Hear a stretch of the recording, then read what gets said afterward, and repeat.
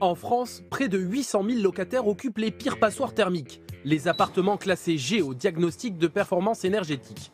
Le gouvernement vient justement de décréter l'interdiction de louer les logements les plus énergivores à partir de 2023. Tous? Non. Un petit détail dans le décret réduit drastiquement sa portée. L'œil du 20h vous explique tout. L'information est annoncée sur servicepublic.fr, le site officiel de l'administration. À partir de 2023, seront considérés comme indécents les logements classés G au diagnostic de performance énergétique ou DPE. Ils ne pourront plus être proposés à la location sans refaire l'isolation.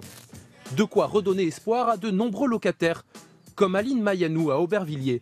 Elle loue un HLM construit dans les années 1980, un 5 pièces classé G pour sa très mauvaise isolation. Et vous voyez, ça coule. Il y a des gouttes là, partout, l'humidité. Rien que pour le mois dernier, sa facture d'électricité s'élève à 366 €, soit la moitié de son loyer. Sa facture annuelle est estimée à plus de 3 000 €. Et pourtant, elle vit dans le froid toute la journée. On se couvre beaucoup pour se réchauffer.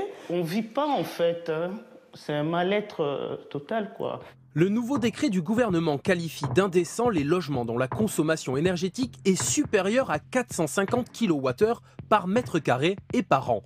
Avec une consommation de 620 kWh par mètre carré et par an, le logement d'Aline semble bien concerné par cette future interdiction de location. Mais est-ce vraiment le cas? Nous avons soumis la situation d'Aline Mayanou à un spécialiste de la précarité énergétique. C'est hallucinant parce que ça c'est très rare comme chiffre. Avec son association qui promeut la maîtrise de l'énergie, il a relevé un détail qui change tout. Le décret est exprimé en énergie finale, quand le diagnostic du logement parle lui en énergie primaire. C'est pas les mêmes unités. Ça veut dire qu'il faut convertir ce chiffre en énergie finale.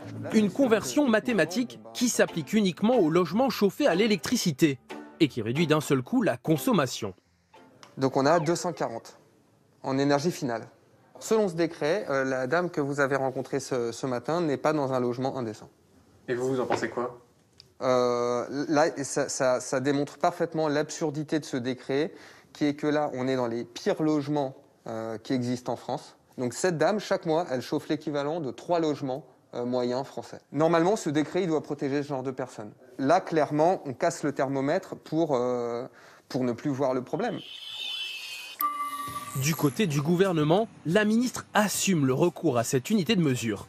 Elle défend une réforme progressive. En 2023, c'est-à-dire dans très peu de temps, dans un peu moins de 2 ans, on interdit à la location les pires passoires thermiques. Et ça, c'est uniquement 90 000 logements. On veut y aller progressivement, ça fait beaucoup de travaux à faire dans beaucoup de logements. Mon objectif, alors qu'on manque de logements, c'est pas de sortir des logements du marché locatif, c'est que les propriétaires fassent des travaux. Quelques minutes après notre interview, le site servicepublic.fr a été rectifié.